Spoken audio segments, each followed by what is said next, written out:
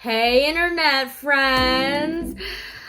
You know that the economy is not doing very well, neither in the US nor globally. So today's topic, we're gonna focus on building your emergency fund for a longer term. And we're gonna do this with Little more love.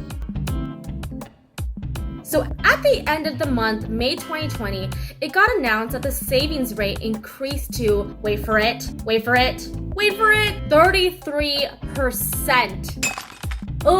Compare that to the 2019 savings rate last year at 7.6%. Even further, compare that to the month before, March 2020, at 13.1%. This savings rate is so high that we're actually just looping around in financial turmoil where, because of the high unemployment rate, businesses don't have actual other businesses or customers to actually get more business from. Thus, because of poor business, they have to let go even more people, and more people without jobs means more money having to be saved, and we're just aggressively saving, and we're now in a recession and possibly depression zone. What a fun domino effect. So I don't want to get confusing here, because even though a high savings rate can influence an even worse economy, you don't need to fall behind the average. You need to then step it up and look out for yourself,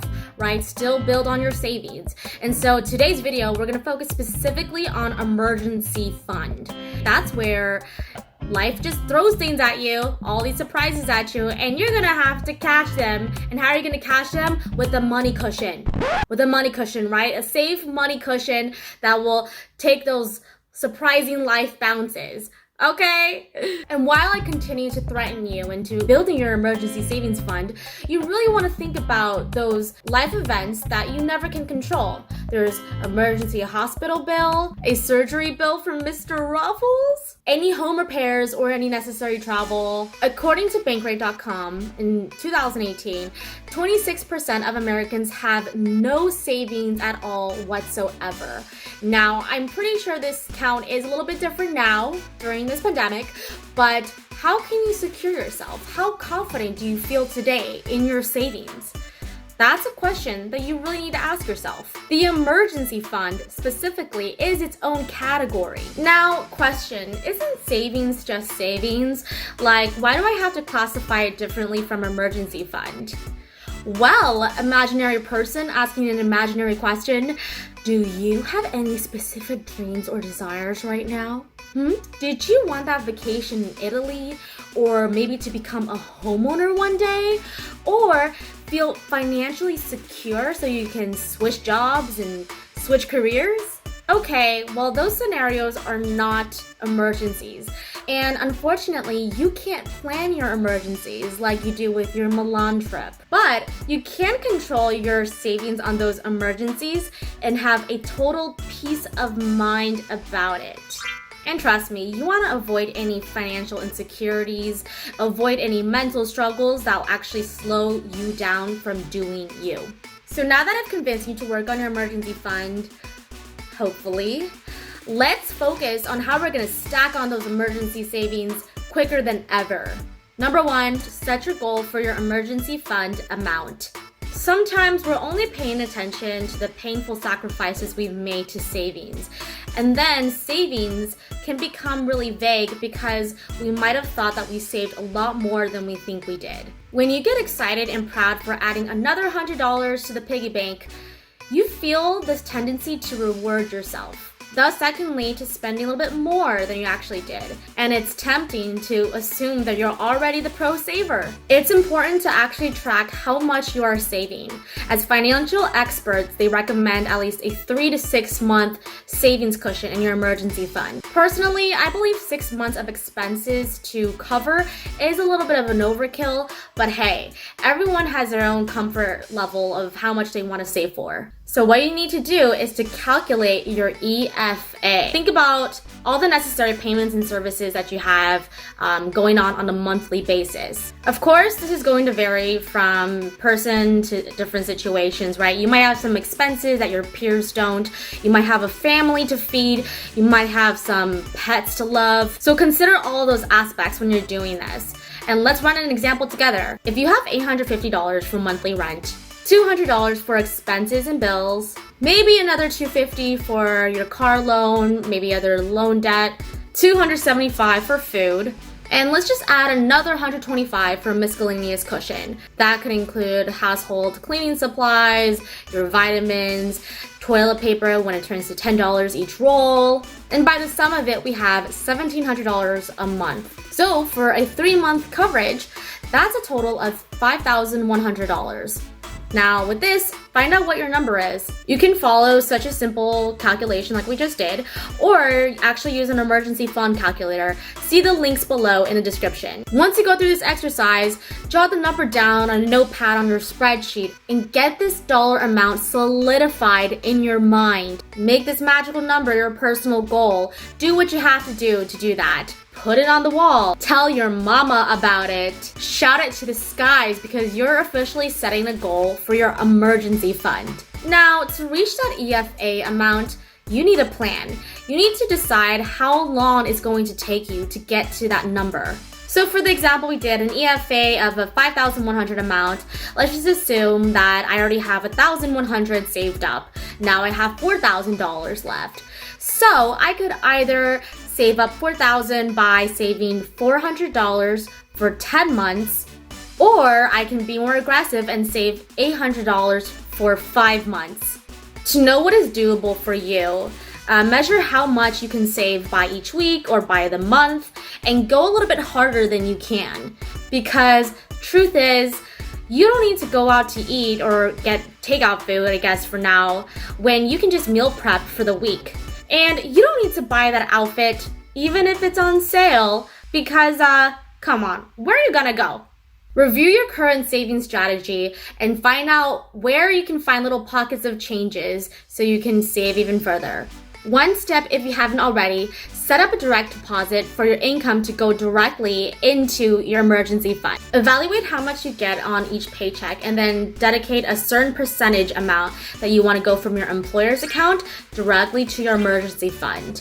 You can set that up with your job or just set up a recurring transfer from your checkings to go to your savings.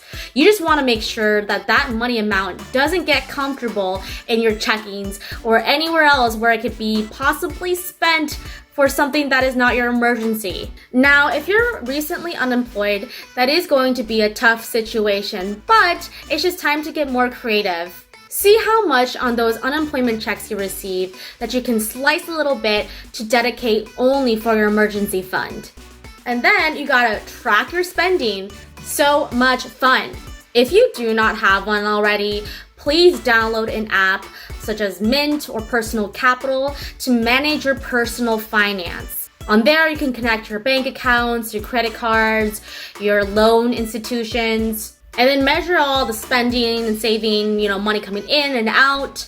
See what category your money is draining in the most, and then also discover any automated monthly bills that you don't actually need, like all those subscription boxes. Do you need Hulu Live or do you just need regular Hulu? Or any sneaky bank fees that they're charging you. Another note on building your emergency fund is that you might actually want to have that account or that fund separated from the rest of your savings. That way you're better organized, and then you know that amount is strictly for emergency sakes only. There's some banks like Ally where you don't actually need a separate account, but instead in the platform you can just tag what you want your savings to be in these little cute colorful buckets. Make your budget for the month or for the week only, so then you can dedicate a certain amount of money that you will not overspend. That way you can guarantee that your money flow for your emergency savings will come through because you're not spending over than you have to.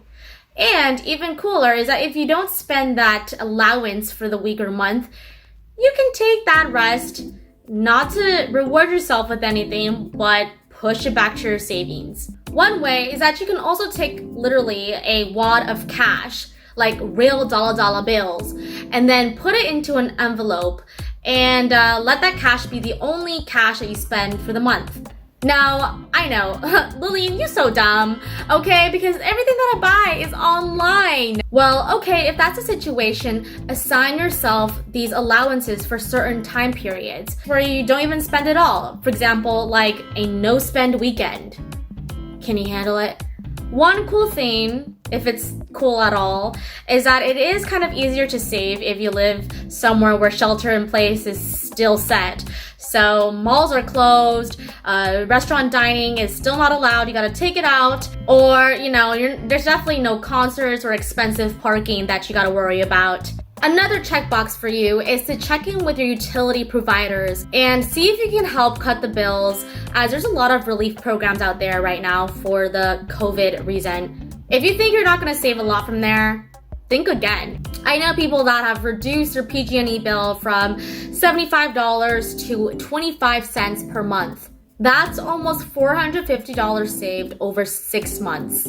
Don't feel any shame in making these phone calls. You gotta let customer service know that you would like some support in these dire times. It's only a loss if you don't try. And other areas where you can sacrifice so you can save more money is also your grocery list. We probably can do more lighter trips, and it's okay that we have to do them more often. I know I'm tired of seeing veggies in my fridge, probably worth around $10, and they're just rotting in there. Maybe also evaluate where you shop, where another store can probably save you a few extra bucks. That loaf of bread for $8 at Whole Foods, you could probably find something comparable and healthy for maybe $5 somewhere else. No hate, Whole Foods, you're just expensive. So we went over what you need to do and what to review to reach your emergency savings goal. But remember, this isn't just serving a temporary initiative during the pandemic. This is long term. You're setting some lifetime habits right here, at least till you reach your time of retirement. Now, I'm really interested to learn more about people's different paths and how they're going to reach their emergency fund, or if they've already met their goals. So please, engage with me. Comment back here or reach out to me and let me know about your journey. Hope you guys enjoy this video, and please give that like button a warm embrace. Aww. And I'll see you next time.